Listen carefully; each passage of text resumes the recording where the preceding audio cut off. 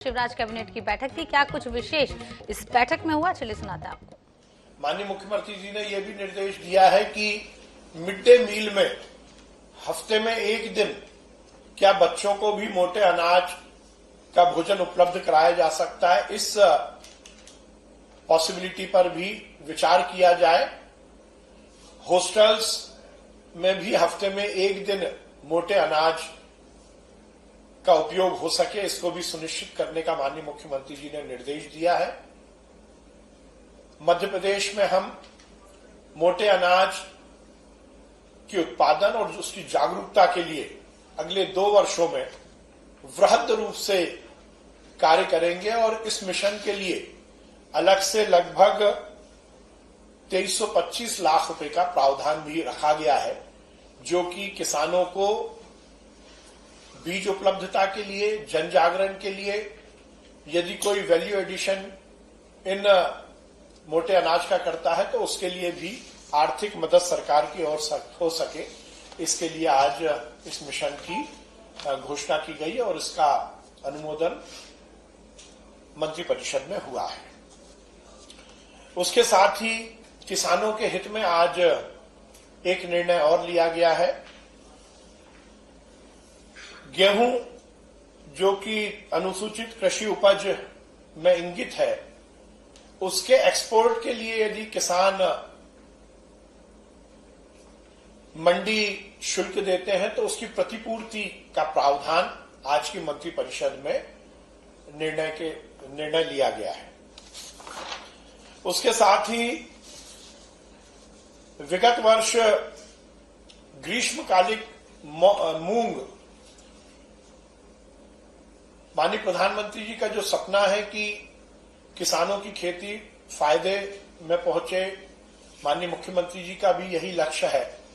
मध्य प्रदेश इस बात को लेकर अग्रणी है कि हम तीसरी फसल के रूप में ग्रीष्मकालीन मूंग का बड़ा उत्पादन करते हैं और देश भर की ग्रीष्मकालीन मूंग की 40% उत्पादन मध्य प्रदेश में होता है।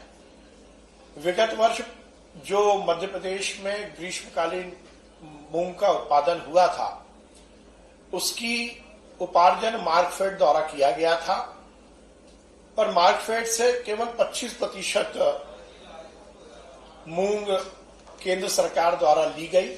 बाकी 75% मूंग का विक्रय मार्कफेड द्वारा किया गया और उसमें किसानों के हित में, क्योंकि किसानों को अधिक लाभ मिल सके, उचित दाम मिल सके, इसलिए सरकार ने यह निश्चित किया था कि किसानों को ज्यादा से ज्यादा फायदा मिले।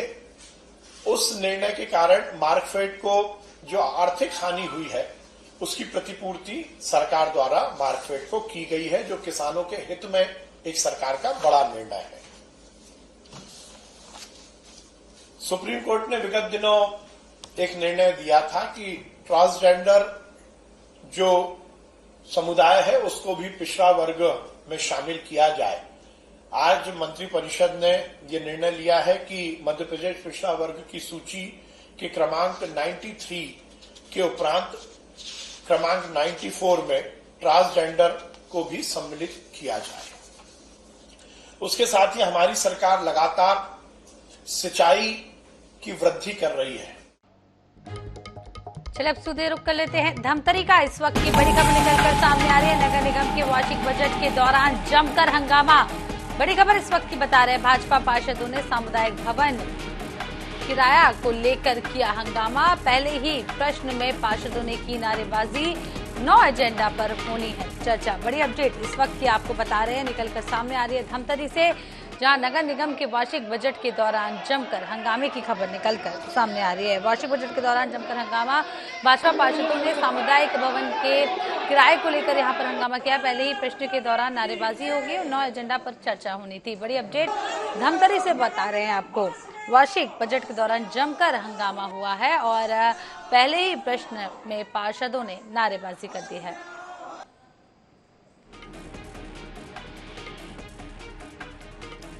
चलिए बात रायपुर की कर लेते हैं, जहां भाजपा कार्यकर्ताओं पर एफआईआर दर्ज की गई है। अनाधिकृत चक्का जाम करने का मामला दर्ज किया गया है। विभिन्न धाराओं के तहत एफआईआर दर्ज की गई है। बीजेपी और विश्व हिंदू परिषद के 200 लोगों के नाम इसमें शामिल है। कल जयस्तंभ चौक में हंगामा किया गया था, चक्का जाम किया गया था। गोल बाजार थाने का ये पूरा मामला बताया जा रहा है।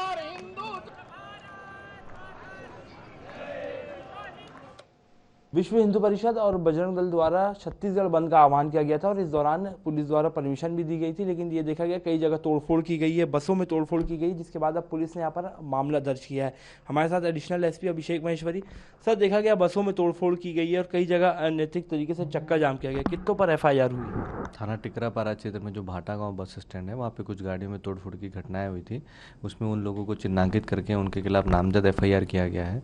इसके अलावा जो कल बंद का आह्वान था, उसमें कुछ स्थानों पर चक्का जाम भी किया गया था। कुछ स्थानों पर सांकेतिक चक्का जाम हुआ, लेकिन जो जय स्तंभ चौक है वहाँ पर आधा घंटे से ज़्यादा रोड को जाम करके रखा गया था, जिस पर एक व्यक्ति ने शिकायत भी की। तो उसकी शिकायत पर FIR दर्ज की गई है। कुछ लोगों के खिलाफ नामजद FIR हुई है और अन्य लोगों को जो वीडियो के माध्यम से पहचान करने के बाद उनके खिलाफ भी कार्रवाई की जाएगी। सर, कुछ लोगों ने शिकायत की कि उनके साथ मारपीट भी की गई है, जो राहगीर थे, और गाली गलौज भी की। ऐसे राहगीरों के साथ मारपीट की तो कोई शिकायत नहीं मिली है। बस में तोड़फोड़ की शिकायत मिली थी, उसमें भी FIR की गई है और चक्का जाम में भी FIR की कार्रवाई की गई। सर, आरोपियों को गिरफ्तार करने की कब तक कार्रवाई जो है वो की जाएगी आगे? अभी तो FIR करने के बाद विवेचना की जा रही है। जब विवेचना कंप्लीट हो जाएगी उसके बाद हम लोग गिरफ्तारी करेंगे। तो कई नामजद कार्यकर्ताओं पर FIR दर्ज की गई है और पुलिस जल्द ही इन सभी आरोपियों को जो है गिरफ्तार कर सकती है। इसके अलावा आपको बता दें, बलवा की धाराओं के तहत यहाँ पर मामला दर्ज किया गया है। कैमरामैन इकराम कुरैशी के साथ मोहम्मद सैन, NS 24/7।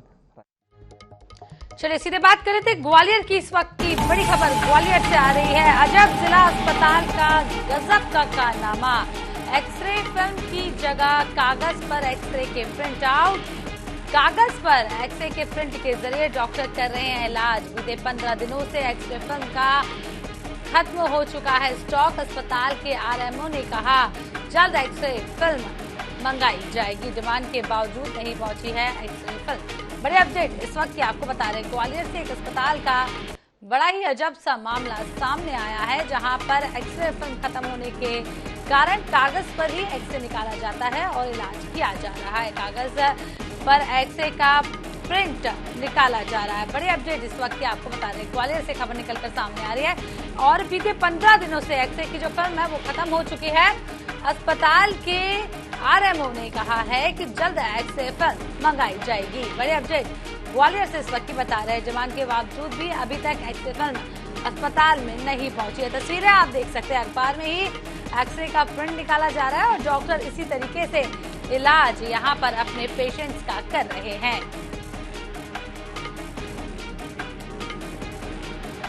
ग्वालियर से बड़ी अपडेट आपको बता रहे हैं, जहां एक अस्पताल का अजीब सा मामला सामने आया, जहां एक्सरे प्रिंट फिल्म खत्म होने पर कागज पर ही एक्सरे प्रिंट निकाला जा रहा है और उसी के जरिए डॉक्टर अपने पेशेंट का इलाज करते हुए नजर आ रहे हैं। और बीते 15 दिनों से एक्सरे फिल्म जो है वो अस्पताल में खत्म है। डिमांड की मांग की गई है। डिमांड के बावजूद अभी तक एक्सरे फिल्म अस्पताल में नहीं पहुंची है। इसी खबर पर ज्यादा जानकारी के लिए हमारे साथ जुड़ गए संवाददाता जावेद खान। जावेद, बड़ा ही अजीब सा मामला सामने आया। अस्पताल में एक्सरे फिल्म खत्म हो गई है और जो माफ कीजिएगा प्रिंटिंग निकाल कर डॉक्टर यहां पर इलाज कर रहे हैं, क्या कुछ कहेंगे? जब मध्य प्रदेश की कहानी है और ये ग्वालियर का जिला अस्पताल कहलाता है। मुरार स्थित जो सिविल हॉस्पिटल जिला अस्पताल है, उसमें जो एक्सरे की जो एक्सरे फिल्म होती है वो कई दिनों से खत्म हो गई है। तो जो जिला अस्पताल के जो डॉक्टर हैं और जिसमें ऑर्थोपेडिक के या एक्सीडेंट के कोई केस आते हैं जिसमें एक्सरे की जरूरत पड़ती है, तो वो एक्सरे की फिल्म ना होने के कारण से उसको सादा कागज पर एक्सरे की फिल्म निकाली जा रही है और उसके आधार पर डॉक्टर उसका प्रिस्क्रिप्शन कर रहे हैं। लेकिन सबसे बड़ी बात है, हैरानी की बात है कि जो एक्सरे फिल्म नहीं होने की वजह से कागज पर जो एक्सरे निकाल के दिया जा रहा है उससे कैसे अनुमान लगाया जा सकता है, इसका जवाब वहाँ के डॉक्टरों पर और CMHO और जिला अस्पताल के पास नहीं है। सबसे बड़ी बात है कि प्रशासनिक अधिकारी हैं और जो अस्पताल के CMHO हैं जिले के, वो भी उनका कह रहे हैं कि ऑर्डर कर दी गई है और जल्दी जो फिल्म है वो आ जाएगी। उसके बाद यथावत रूप से हो जाएगा। जब तक नहीं हो रहा है तो फोटो प्रिंटर के माध्यम से सादा कागज पर जैसे फोटो कॉपी की जाती है उसी तरह से एक्सरे फिल्म का प्रिंट निकालकर मरीजों का इलाज किया जा रहा है। तो कहीं ना कहीं एक मरीजों के स्वास्थ्य के साथ खिलवाड़ है कि आखिर इलाज एक अंदाज के रूप में कैसे किया जा सकता है, क्योंकि एक्यूरेसी के लिए ही जो किसी का रोग है, किसी की हड्डी की टूटने का मामला है, किसी का फ्रैक्चर है, तो सब चीजें तभी पता लग सकती है जब एक्सरे फिल्म पर उसका ट्रांसपेरेंट तरीके से प्रिंट देखा जाए। लेकिन यहाँ पर एक तरह से मजाक हो रहा है और ये मरीजों के जो साथ, जो कि सरकारी अस्पताल है, तो इस तरह की व्यवस्थाएं देखने को मिल रही हैं। लेकिन कहीं ना कहीं एक लापरवाही है जो जिला अस्पताल की और प्रशासन की देखने को मिल रही है। जी जावेद जी, बहुत बहुत शुक्रिया तमाम जानकारी देने के लिए।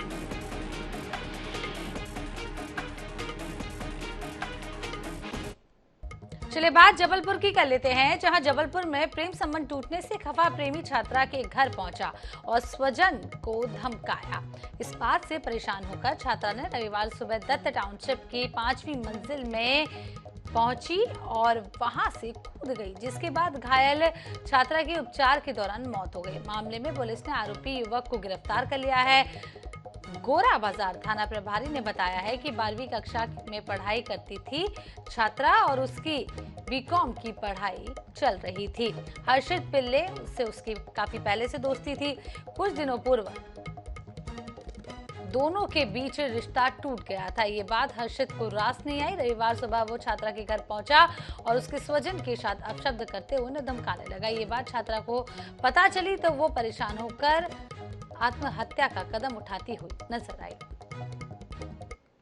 में एक सूचना आई है जिसमें एक बच्ची जो 17 साल 8 महीने की थी, उसने सुसाइड अटेम्प्ट किया था और दत्त टाउनशिप की बिल्डिंग से उसने छलांग लगा दी थी। काफ़ी उसको चोटें आई थी, जिस पर से फिर 10 पर FIR उसके पिता द्वारा गोरा बाजार थाने में कराई गई।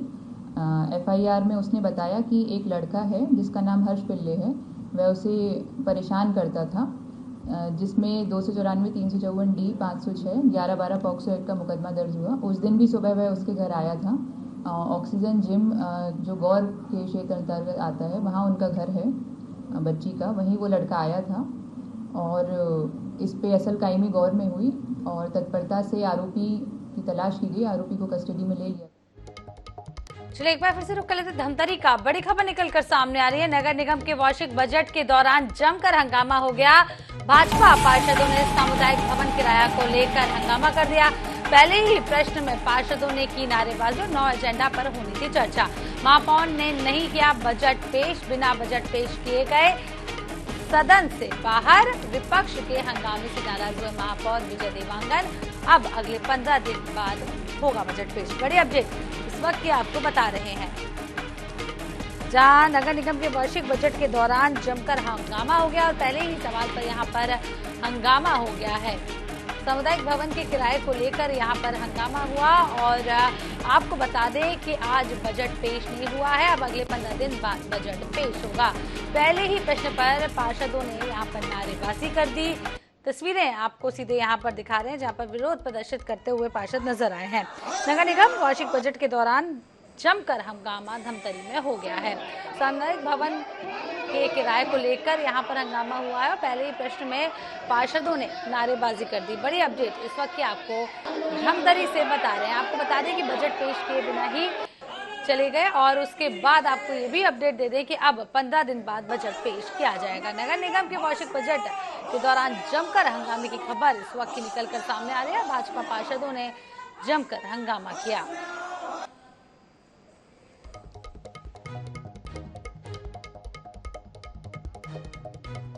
इसी खबर पर ज्यादा जानकारी के लिए हमारे साथ सीधे जुड़ रहे हैं हमारे साथी भोजराज साहू। भोजराज, नगर निगम के वार्षिक बजट के दौरान जमकर हंगामा हो गया और पहले ही प्रश्न पर यह हंगामा हुआ है, क्या कुछ पूरा अपडेट निकलकर सामने आ रहा है? जी देखिए, आज नगर निगम का बजट पेश होना था और ही महापार्षद चले गए और पार्षदों के द्वारा 60 प्रश्न लगाए गए थे, लेकिन 60 प्रश्न में से सिर्फ 9 प्रश्न हो पाए थे। लेकिन 9 प्रश्न में भी पार्षदों को सही उत्तर नहीं मिल पाया, जिसके कारण बजट के दौरान काफी हंगामा हुआ। पार्षदों ने सत्ता पक्ष को सवाल का जवाब देने के लिए कहा, लेकिन सत्ता पक्ष के लोग जवाब नहीं दे पाए, जिसके कारण यहाँ हंगामा हुआ है। इस वक्त नेता प्रतिपक्ष हमारे साथ मौजूद है, हम उन्हीं से जानते हैं क्या कुछ बैठक में रहा। आज सामान्य सभा की बैठक थी। सामान्य सभा की बैठक 10:45 प्रारंभ हुई और हम नियम से इनसे जो प्रश्नों का 1 घंटे का समय था, हमने प्रश्न पूछना प्रारंभ किया। इन्होंने उत्तर देने में हीला हौला किया और घुमा फिरा के हमारे प्रश्नों को जवाब दे रहे थे। शहर में विकास के बहुत सारे मामले हमने इनसे पूछे, जैसे बहुमंजिला प्रधानमंत्री आवास जो हमारा सन 18-19 से लंबित है और ये जवाबदार लोग उसको बना नहीं रहे हैं। ठेकेदार काम छोड़ के चला गया है, उसके ऊपर 45 लाख रुपया हमको वसूलना है और वो नया टेंडर जारी करेंगे बोलते हैं, कब जारी करेंगे, उसको ब्लैक लिस्ट किए 1.5 साल हो गया। ऐसे ही किराया माफ कर दिया ये सामुदायिक भवन का किराया माफ करने का इनका प्रावधान नहीं है, राज्य सरकार से अनुमोदन नहीं किए एवं ऐसे अनेक ज्वलन मुद्दे थे जिनका ये जवाब नहीं दे रहे थे। और उसी बीच जब हमारे 1 घंटे का समय समाप्त हुआ, माननीय सभापति महोदय ने बजट के लिए महापौर जी को बुलाया। महापौर जी अब तक बजट पढ़ने के लिए खड़े हुए, लेकिन वो हीला वाला कर रहे थे, आपको हम जवाब देने के लिए आए हैं, जवाब दे रहे हैं, लेकिन वो कहानी बना रहे थे। हमने कहा भी जवाब दे रहे थे तो दे देना चाहिए था। उसके बाद जब आपने भवन अनुज्ञा की सवाल की थी, इसका जवाब नहीं मिलने पर आपके द्वारा हंगामा किया गया। नहीं, हमने उनसे प्रश्न पूछा कि मरम्मत के नाम पर नवनिर्माण हुए, उसकी जानकारी प्राप्त करती है। वहाँ उनके सभापति महोदय ने किसी भी प्रकार का जवाब नहीं दिया एवं लगातार उल्टा सीधे उलट फुलट बात करते रहे और समय बर्बाद करते रहे और वो आखिरी तक समय अपना उत्तर नहीं दे सके, इसलिए विवाद की स्थिति बनी। हमने बारंबार पूछा कि आप मेरे प्रश्न का उत्तर दीजिए और समय खत्म हो गया बोल दिए। समय खत्म होने के बाद भी हमने उनसे कहा कि आखिर निरंतर ज्वलन मुद्दे हैं और भ्रष्टाचार से जुड़े मुद्दे आप इसको उजागर कीजिए, लेकिन वो प्रश्नों को उत्तर नहीं दे सके। और आखिरी में जब समय समाप्त हो गया तो सभापति महोदय ने बजट के लिए माननीय महापौर जी को आमंत्रित किया और उनके पास बहुमत नहीं था, इस कारण वो सदन में तुरंत भाग गए वहां से और अपने बजट को पढ़े तक नहीं, जो सदन की बहुत आज अपमान किया उन्होंने। और आज वो अपने धमतरी में उन्होंने पूरी तरह से अपना विश्वास खो दिया है। तत्काल महापौर को इस्तीफा देना चाहिए। अब 15 दिन बाद बजट पेश होगा। देखिए, अभी तक सदन में हमने अभी सभापति महोदय बोल रहे हैं कि हमने उनको भी समय दिया है, हम उनको बुला रहे हैं और ये क्या नियम कानून है, सभापति खुद अभी अपने वरिष्ठ सलाहकारों से अध्ययन कर रहे हैं, क्योंकि इस तरह का पहला मामला हुआ है। क्योंकि जिस सदन से महापौर सदन बजट पढ़ने का पूरा भाग जाए तो ये बहुत निंदनीय विषय है और हम इसकी घोर भर्त्सना करते हैं। और ऐसे में आपको तत्काल अपने पद से इस्तीफा दे देना चाहिए और शहर विकास में भागीदारी करने के लिए उसको स्वयं खड़े होकर भागीदारी करना चाहिए था, लेकिन वो नहीं कर पाए। तो अब बजट जो महापौर ने कहा है, बजट अब 15 दिन बाद पेश किया जाएगा। अभी भी सदन में जो है कार्रवाई वो जारी है और विपक्ष के नेता और पक्ष के बीच, दोनों के बीच काफी हंगामा चल रही है। जी बहुत बहुत शुक्रिया तमाम जानकारी देने के लिए, तमाम